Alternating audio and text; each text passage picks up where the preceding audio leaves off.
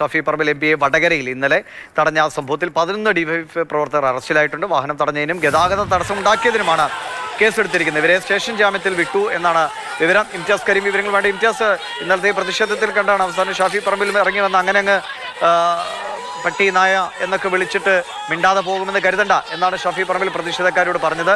ഇപ്പോൾ എന്താണ് പോലീസ് നടപടികൾ? ദിലീഷ്മണി, വടകരയിൽ ഇന്നലെ വൈകിട്ടാണ് ഷാഫി പറമ്പിൽ എംപിയുടെ വാഹനം ഡിവൈഎഫ്ഐ പ്രവർത്തകർ തടഞ്ഞത്. അത് വലിയ പോലീസും പ്രവർത്തകരും തമ്മിൽ സംഘർഷത്തിലേക്ക് പോകുന്നു. പിന്നീട് ഷാഫി പറമ്പിൽ തന്നെ വാക്കുതർക്കം ഉണ്ടാവുന്നു. നമ്മളത് ദൃശ്യങ്ങളിൽ കണ്ടതാണ്. ഇന്നിപ്പോൾ 11 ഡിവൈഎഫ്ഐ പ്രവർത്തകർക്കെതിരെയാണ് വടകര പോലീസ് കേസ് രജിസ്റ്റർ ചെയ്തിരിക്കുന്നത്. ഗതാഗതം തടസ്സപ്പെടുത്തിയതിനും അതുപോലെ തന്നെ ഷാഫി പറമ്പിൽ എംപിയുടെ വാഹനം തടഞ്ഞതിനുമാണ് കേസ് രജിസ്റ്റർ ചെയ്തത്.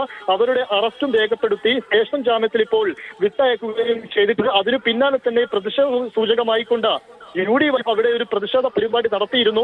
അതിൽ അവർ ഗതാഗതം തടസ്സപ്പെടുത്തി എന്ന UDF പ്രവർത്തകർക്കെതിരെയും വടകര പോലീസ് ഇപ്പോൾ കേസ് രജിസ്റ്റർ ചെയ്തിട്ടുണ്ട്. അതിന് തൊട്ടു പിന്നാലെ തന്നെ വടകരയിലും പേരാമ്പ്രയിലും ഒക്കെ വലിയ രീതിയിലുള്ള പ്രതിഷേധമാണ് UDF തീർത്തത്. ഇന്നലെ ഡിവൈഎഫ്ഐ പേരാമ്പ്രയിൽ നടന്ന പ്രതിഷേധ പ്രകടനത്തിൽ UDF പ്രവർത്തകർ ഡിവൈഎഫ്ഐയുടെ ഫ്ലക്സ് ബോർഡ് തകർക്കുകയും ചെയ്തു. അത് ഷാഫി പറമ്പിലിനെതിരെ പറഞ്ഞുകൊണ്ട് ഡിവൈഎഫ്ഐ പേരാമ്പ്ര ബസ് സ്റ്റാൻഡിൽ സ്ഥാപിച്ച ഫ്ലക്സ് ബോർഡ് ആയിരുന്നു.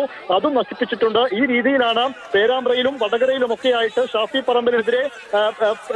പറമ്പിലിനെതിരെ ഡിവൈഎഫ്ഐ നടത്തിയ പ്രതിഷേധത്തിനെതിരെ പ്രതികരണങ്ങൾ നടന്നുകൊണ്ടിരിക്കുന്നത്. ദിലീഷ്മണി, ശരി, ഇംതിയാസ് കരീമാണ് വിവരങ്ങൾ നൽകിയത്.